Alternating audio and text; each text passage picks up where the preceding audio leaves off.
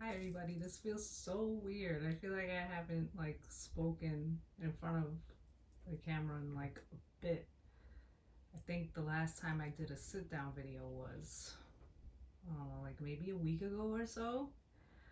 But I thought I would talk about something like a little bit lighter in topic, uh, just because when I had did that interview with a radical Latino this past weekend, for the past few days, like I started remembering all of these things, like all of these, like I guess you would call them like hood stories from, my younger years from back in the day.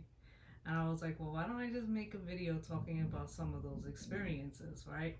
So some of these stories are gonna be, I'm trying to think of how many of them involve me.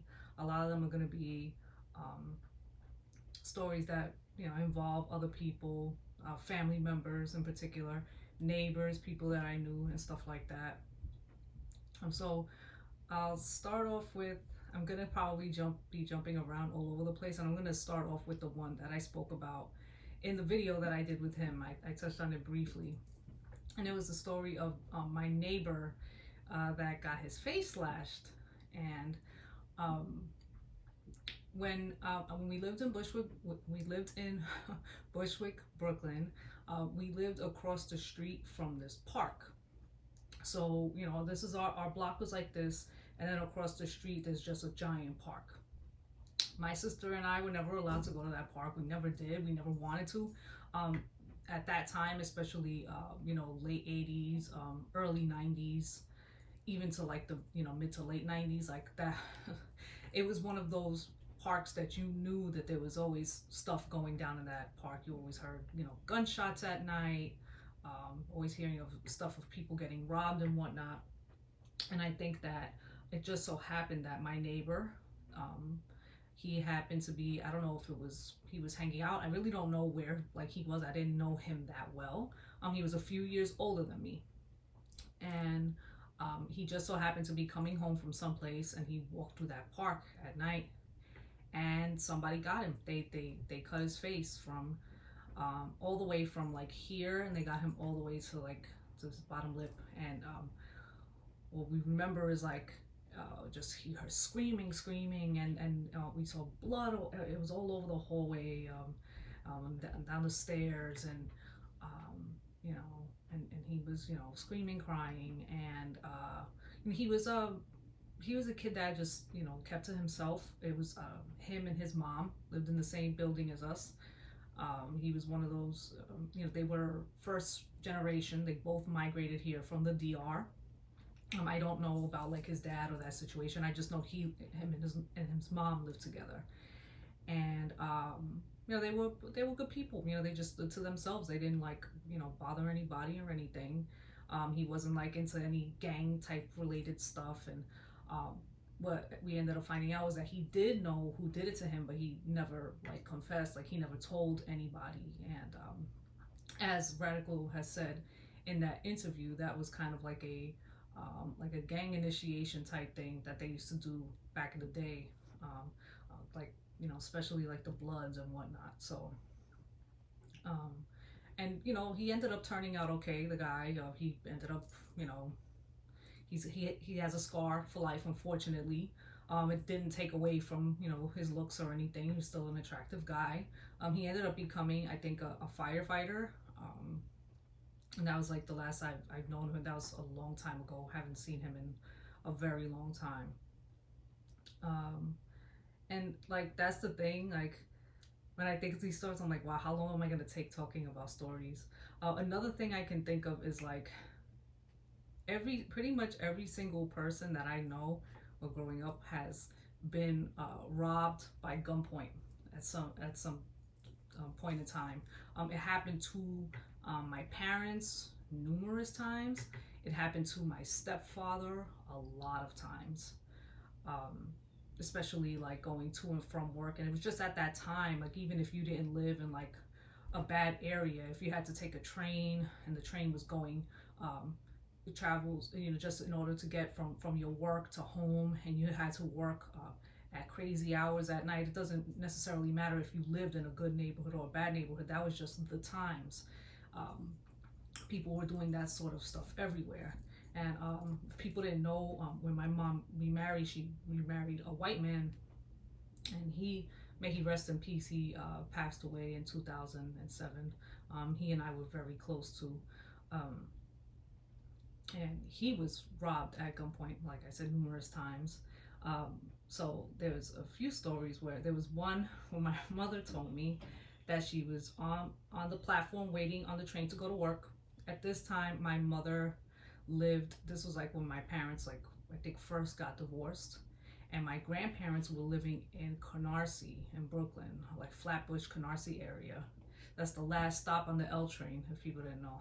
That area is, that was like one of those, I'm not sure how it is now, but especially at that time, that was like a war zone over there. I mean, my goodness, especially like I remember the earlier part of the 80s, it wasn't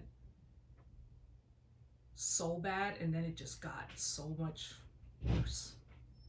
And anyway, she was on the platform waiting to go to work, and all of a sudden some dude came out of nowhere, and she makes it sound so dramatic. She's like that he had like, it was like a shotgun, and he had like a long trench coat. And I'm like, a shotgun? She's like, yeah, a shotgun. Okay. And anyway, so the dude, which I would be petrified if somebody came at me with a shotgun, and he, he basically like put it to her back, and he like told her, like, give me your money or whatever. And so my mother, all she did was just like, she took out her wallet, she gave him her money, and she went on the train, and she still went to work. I'm like, why would you still go to work? She's like, I still went to work that day. She's like, I'm not gonna miss a day of work. I'm like, oh, you're crazy. So I guess, whatever it is that he got from her, she was still, I guess it wasn't, he didn't take everything on her, but there was that.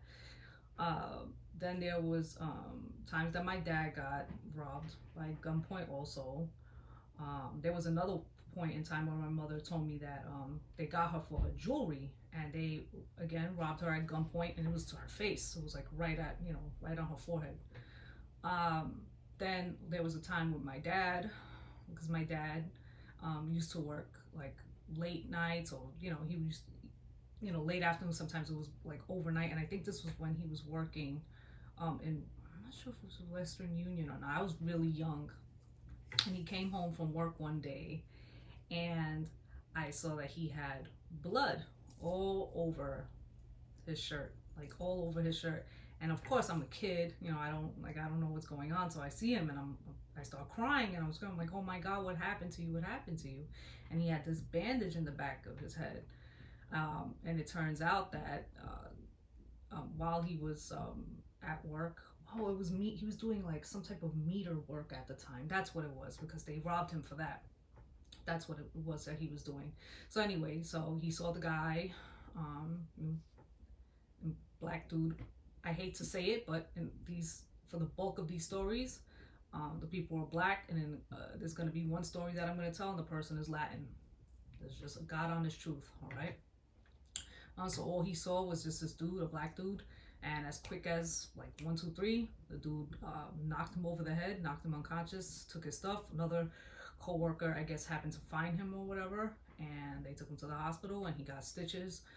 Luckily, it wasn't anything too bad where, a guy could have probably killed my father, just for, some chump change at the time. But again, that was a sign of the times. You're talking about like the late 80s, maybe early 90s that this happened. Then let's see. The other story that pops into my head a lot is, now, I never met this uncle. I had an uncle from my mother's side of the family. This uncle was actually from, my grandfather had a marriage prior to my grandmother, and in that marriage he had two, my aunt and my uncle, and they're half aunts and half uncles, 100% Mexican, because my maternal grandfather is the Mexican one. So I have a full Mexican aunt left, and she had a younger brother, or an older brother. Maybe he was a little bit older. I'm not sure. But They were the oldest of all of the siblings.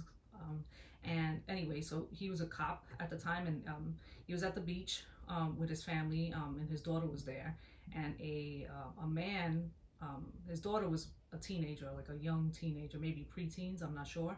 And a man started hitting on his daughter, and the daughter told my uncle, told her father, and my uncle, of course, naturally got upset, and he went and he confronted the guy, which probably wasn't the smartest thing. Of course, it wasn't the smartest thing because the man ended up stabbing my uncle in the stomach. My uncle was in the hospital for a few days, and he ended up passing away. All because of him hitting on my cousin at the time, cousin that I don't know, I've never met her. But yeah, and that was a Latin person that did that to my uncle. So some of these stories like might seem like a little, a little sad. Some of them are gonna seem a little funny. With me, knock on wood, I I guess I really didn't have it so bad just because of I don't know if I want to say to a degree I was sheltered, but I kind of was, because if you grow up in New York City, you know how the school system was. And at that time, you're like, basically, you're zoned for certain schools, right? But you had the option to, if you didn't want to go to, if you didn't want your kid to go to a certain school, you can easily get them out. Well, not easily, but you had to go through like a sort of a process. And that was something that my dad had to go through frequently just because of where we lived. And it happened in junior high school where he had to take me out of the school that I was zoned for and put me in another school. And then in high school, I was zoned for, if people didn't know, most people not gonna know, not because a lot of people aren't from New York, but the high school that I was zoned for was Franklin K. Lane. And at that time, it was like in the top 10 of the worst schools in like the country at that time. And I knew because of the way I carried myself, and because I hate to say it, but I'll say it, I was usually like the whitest one or the lightest one in school. I just was, and I still ended up being okay. Like I had little things, but things never really escalated to the point that I had ever gotten into any full blown fights, thankfully.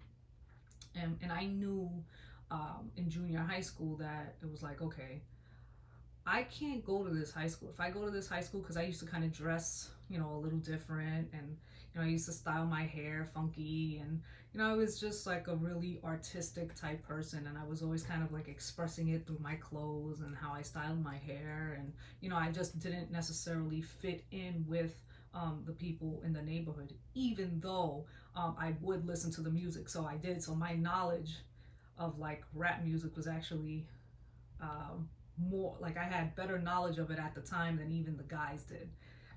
But I also listened to rock music. I was also into grunge music, especially at that time.